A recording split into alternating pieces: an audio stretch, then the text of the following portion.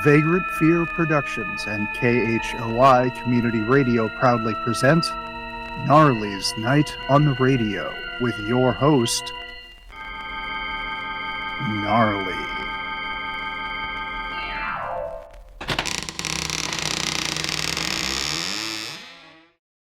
Good evening, friends of Vagrant Fear Productions. Welcome back through the creaking door for another episode of Gnarly's Night on the Radio. Tonight's tale, The Most Dangerous Game, is an adaptation of an episode of Suspense by the same name. It's about a battle of wits between two of the greatest living hunters known to humankind, and is often referred to as the most popular short story ever written in English. But this version has something that all the others lack. Me!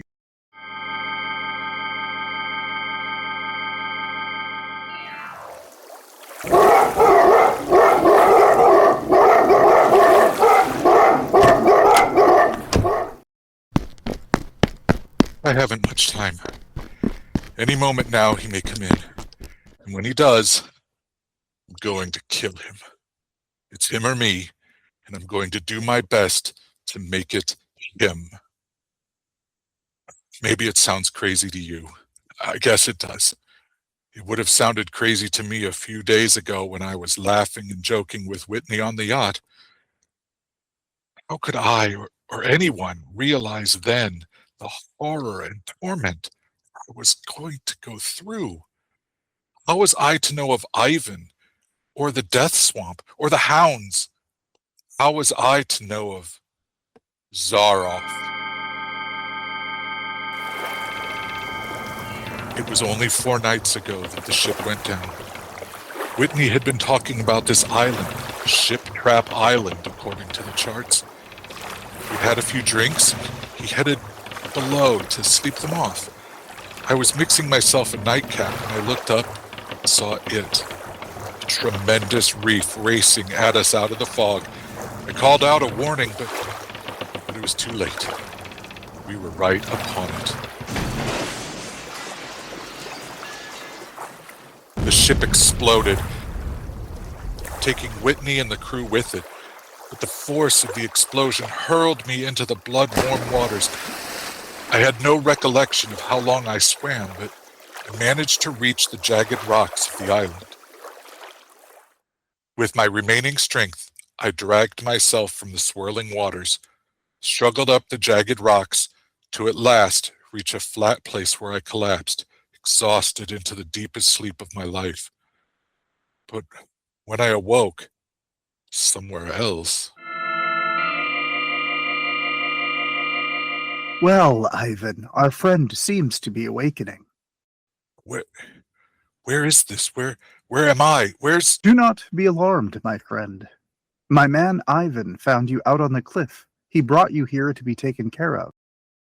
I'm surprised to find life on this island. I hardly expected... A few people do. Yes, you are quite safe here in my castle, Mr. Rainsford. My ship ran aground. Sanger Rainsford? Yes?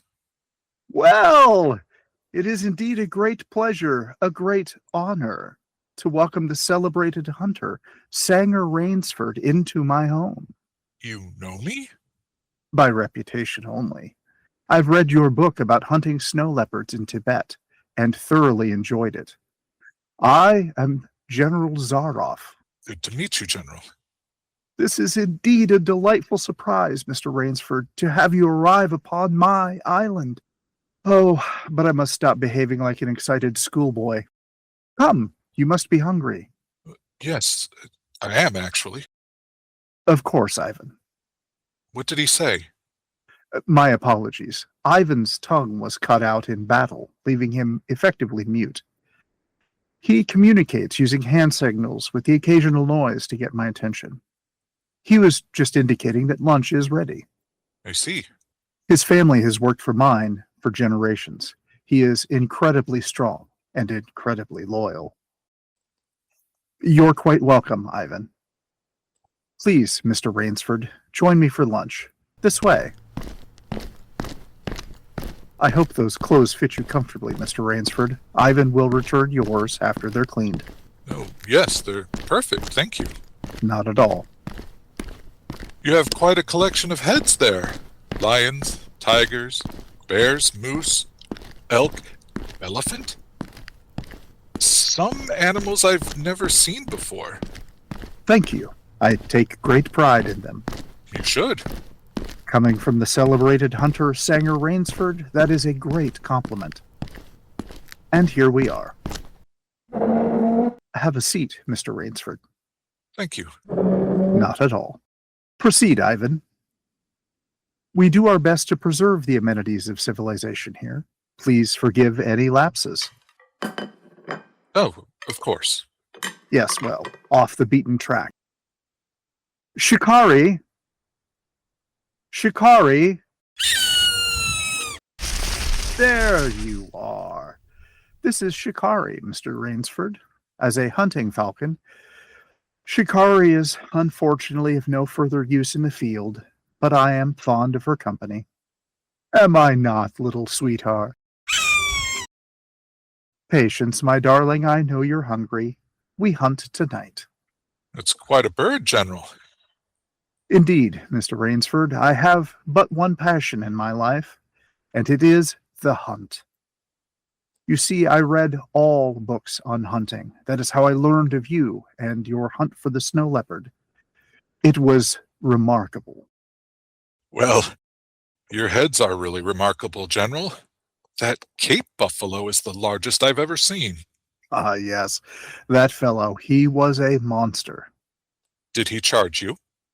Hurled me against a tree, fractured my skull, left me with this scar. But in the end, I got the brute. I've heard the Cape buffalo is the most dangerous of all game. Ivan, the wine. I think you'll like this, Mr. Rainsford. Ivan chills it expertly. But no, the Cape buffalo is not the most dangerous game.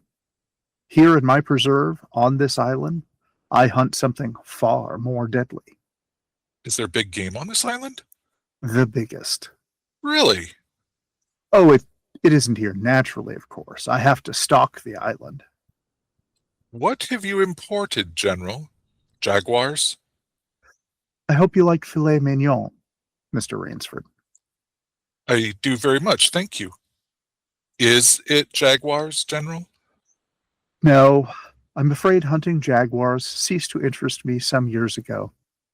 No thrill left, no real danger, and I live for danger, Mr. Rainsford. Oh, we will have some capital hunting, you and I. Certainly. But what game? May I pour you another glass of wine, Mr. Rainsford? Thank you, General. The gods made some men poets. Others they've made kings or beggars. Me, they have made a hunter. My hand was made for the trigger. My whole life has been one prolonged hunt. It would be impossible for me to tell you how many animals I've killed. Grizzlies in your Rockies, crocodiles in the Ganges, rhinoceroses in East Africa. It was in Africa, by the way, that the Cape buffalo hit me and laid me up for 6 months. I see. As soon as I recovered, I started for the Amazon to hunt jaguars, for I had heard they were unusually cunning. But they were not. They were no match at all for a hunter with his wits and a high-powered rifle. I was bitterly disappointed. I was lying in my tent one night when a terrible thought pushed its way into my head. Hunting was beginning to bore me. Hunting had been my life. Without it, what would I be? How would I continue? Well, surely you could do something else. No. No, indeed. Mine is an analytical mind, Mr. Rainsford. Doubtless, that is why I enjoy the problems of the chase. No doubt, General Zaroff. But hunting had ceased to be what you call a sporting proposition. It had become too easy. I always got my quarry. Always. Always. No animal had a chance with me anymore. That is no boast. It is a mathematical certainty. The animal had nothing but his legs and his instinct. Instinct is no match for reason. I realized then what I must do. And that was... I had to invent a new animal to hunt. A new animal? Wait, you're not joking. I never joke about hunting. You invented a new animal to hunt? To be fair, I found one. So I bought this island, built this castle, stocked the preserve with my prey, and here I do my hunting. The island's perfect for my purposes. There are jungles with a maze of trails in them, hills, swamps. Yes, but the animal, General. It supplies me with the most exciting hunting in the world. Each one I hunt provides a quarry with which I can truly match wits. Yes, but you still haven't... I wanted the ideal animal to hunt, so I said, what are the attributes of an ideal quarry? And that answer was, of course, it must have courage, cunning, and above all, it must be able to reason. Well, no animal can reason. Oh, my dear fellow, there is one that can. One? You don't mean... General Zaroff, you're just joking. As I said before, I do not joke about hunting. Hunting? You're talking about murder. Oh, dear me, what an unpleasant word. I can assure you that I hunt the scum of the earth. Sailors from tramp ships, smugglers, pirates. A thoroughbred horse or a good hound is worth more than a score of them. These are men. Precisely. They can reason after a fashion. So they are dangerous. At this moment, down in the cellar, I have perhaps half a dozen men from a cargo ship that wandered off course and struck the rocks that surround this island. Most are more suited to sailing than the jungle, but one or two have proven to be formidable. Would you care for another glass, Mr. Rainsford? No. I suggest to one of them that we go hunting. I give him a supply of food and an excellent hunting knife. I give him a 3 hours head start, then follow, armed with only a small caliber pistol with short range. If my quarry eludes me for 3 full days, he wins the game. If I find him, he loses. Suppose he refuses to be hunted. They rarely refuse. Anyone who does not wish to hunt, I turn over to Ivan. Ivan once had the honor of serving as official knouter to my old king. Knouter? A knout is a Russian whip, Mr. Rainsford, often used for punishment by flagellation. As I said, Ivan is very strong. Invariably, Mr. Rainsford, they all choose the hunt. And if they win?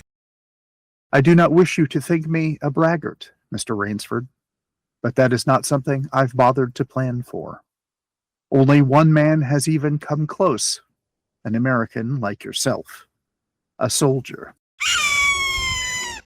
Shikari remembers him, don't you, darling? He is the reason that Shikari can no longer hunt. As I said, he almost did win. But then I released the hounds. Hounds? Oh, yes. Let me open the window.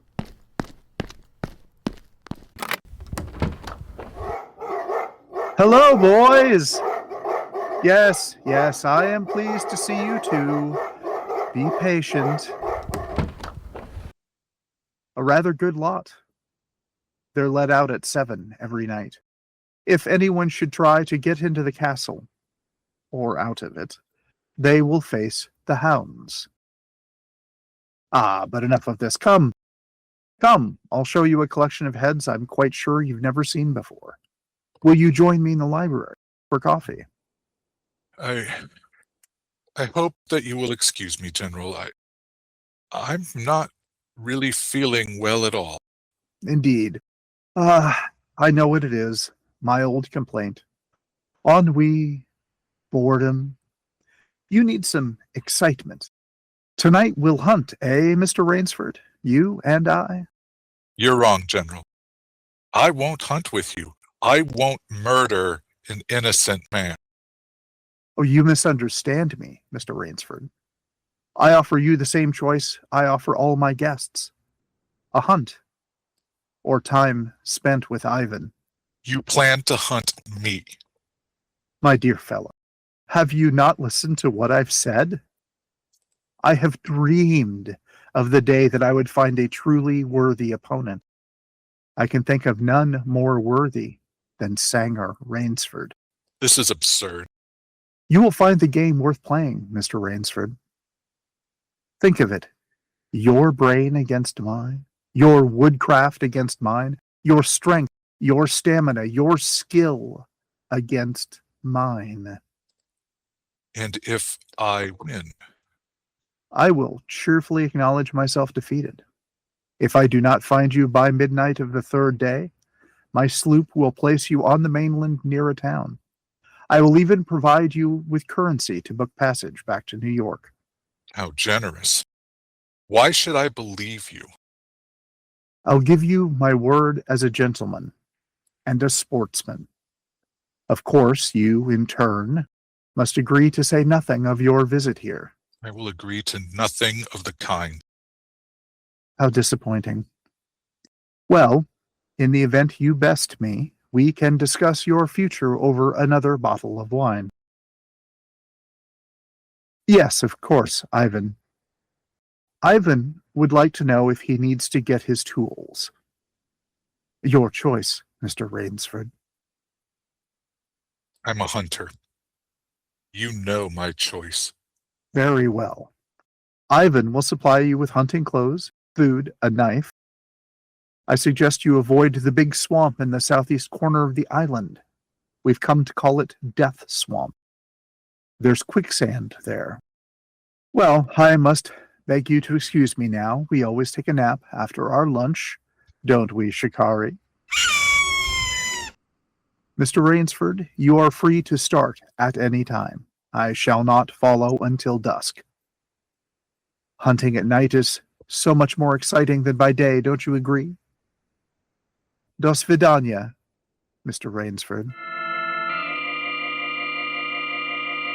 I'd fought my way through the bush for 2 hours. My whole idea at first was to put distance between myself and General Zaroff, and, to this end, plunged along, spurred on by something very much like panic. Now I had to get a grip on myself.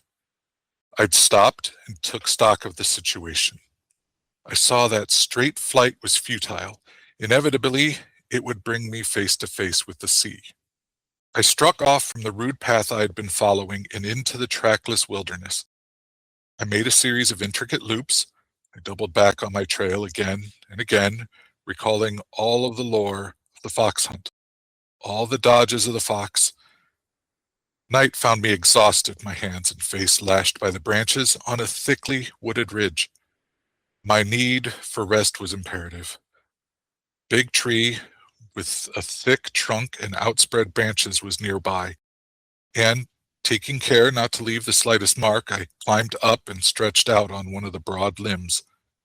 Rest brought me a new confidence and almost a feeling of security. An apprehensive night crawled slowly by, my mind keenly alert for any sound, any warning. Toward the dawn, an instinct impelled me to look far off in the distance in a westerly direction. Sure enough, following the trail with the sureness of a bloodhound came General Zaroff. Nothing escaped those searching black eyes. No crushed blade of grass, no bent twig, no mark, no matter how fine. My heart pounded furiously. I slid down quickly from the tree and struck off again into the woods. I knew I had to do something desperate. I knew I had little time in which to do it. 300 yards from my hiding place, I stopped where a huge dead tree leaned precariously on a smaller living one. Throwing off my sack of food, I took my knife from its sheath and began to work with all my energy. The job was finished at last, and I threw myself down behind a fallen log 300 feet away. I didn't have to wait long.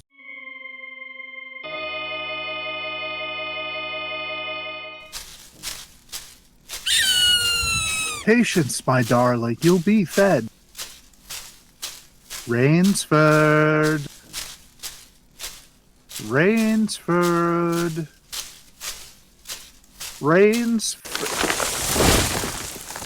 Got him. Well, Rainsford, if you are, as I suspect, within the sound of my voice, let me congratulate you. Not many men know how to make a Malay man-catcher, but I too have hunted in Malacca. You are proving to be quite interesting, Mr. Rainsford. Very interesting. Unfortunately, the tree brushed my shoulder as I jumped back. I shall have the wound dressed and return shortly, Mr. Rainsford. It was flight now, a desperate flight that carried me on for hours. Dusk came, then darkness, and I still managed to press on. The ground grew softer under my feet. The vegetation grew denser. Insects bit at me savagely. Suddenly, as I stepped forward, my foot sank into the ooze. I tried to wrench it back, but the muck sucked viciously at my foot like a giant leech. With a violent effort, I tore my foot loose. I reached solid ground. I knew where I was then. Death swamp. But the softness of the earth had given me an idea. I stepped back from the quicksand a dozen feet or so, began to dig. When the pit was above my shoulders, I climbed out and from hard saplings cut stakes and sharpened them to fine points. These stakes I planted in the bottom of the pit with the points sticking upwards. As fast as I could, I wove a rough carpet of weeds and branches and, with it, covered the mouth of the pit. Then, wet with sweat, aching with tiredness, I crouched behind the stump of a lightning-charred tree and listened. Zaroff was coming. I could hear the padding sound of his feet on the soft earth. Crouching there, could not see him, nor the pit. Zaroff moved fast, not feeling his way along, not cautious.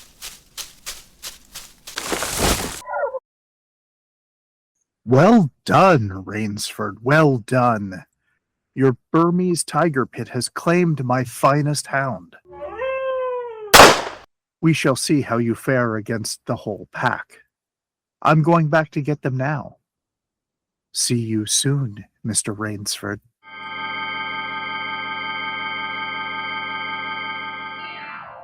At daybreak, lying under cover near the swamp, I was awakened by the pack of hounds.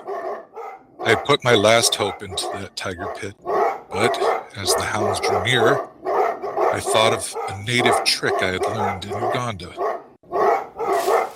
I caught hold of a springy young sapling, fastened my hunting knife to it with the blade pointing down the trail. I used a bit of wild grapevine to tie back the sapling. Then I ran for my life. The hounds raised their terrifying voices as they hit the first scent. I could hear them surge forward as I ran. At last, I had to stop to get my breath. I shinnied up a tree and looked back. My pursuers had stopped all right, but the hope that had been in my heart when I climbed died. In the shallow valley, I saw that General Zaroff was still on his feet, but Ivan was not. Apparently, he had come along to hold the hounds and was on the receiving end of my trap. I'd hardly reached the ground when the pack took up the cry again. I dashed along. A blue gap showed between the trees dead ahead. The hounds were almost on top of me. I forced myself toward that gap. I reached it. I looked down at the crashing waves below. Across the cove, I could see the gloomy gray stone of the castle. 20 feet below me, the sea roared and hissed. I hesitated. Then I heard the hounds, and I leapt far out into the sea.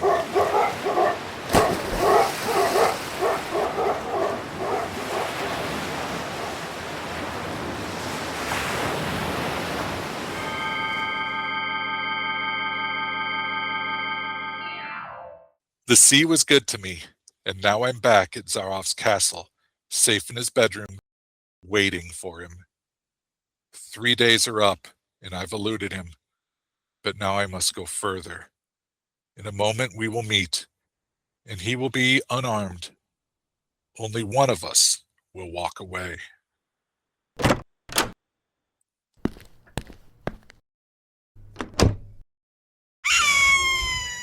Yes, Shikari, you must forgive me. I know you're hungry. Rainsford, General? how on earth did you get here? Swam. Easier and quicker than walking through the jungle. Extraordinary. You've won the game. Oh, no, General. I'm still a beast at bay. Here. Swords, eh? They were here. I see. Very good, Rainsford.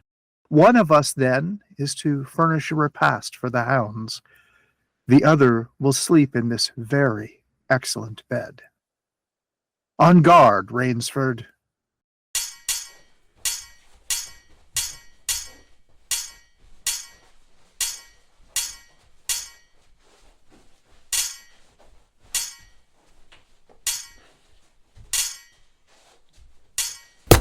Well played, Rainsford.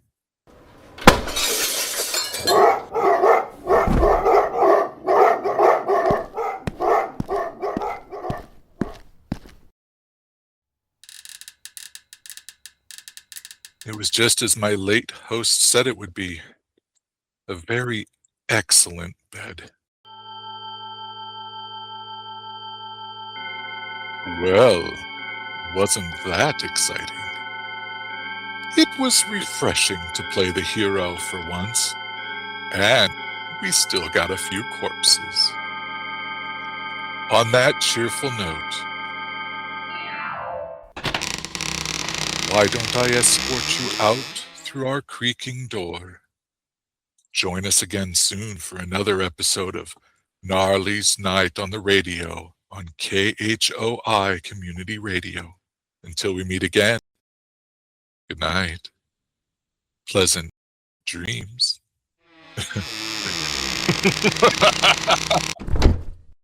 Tonight's cast included David Detlefs as Rainsford, LaWayne L. White as Zaroff, and Ripley as the Hounds of Zaroff. David Detlefs was also Gnarly, our host and narrator. Music included Supernatural Radio A by Kevin MacLeod and Compotech.com, licensed under Creative Commons by Attribution 4.0 license.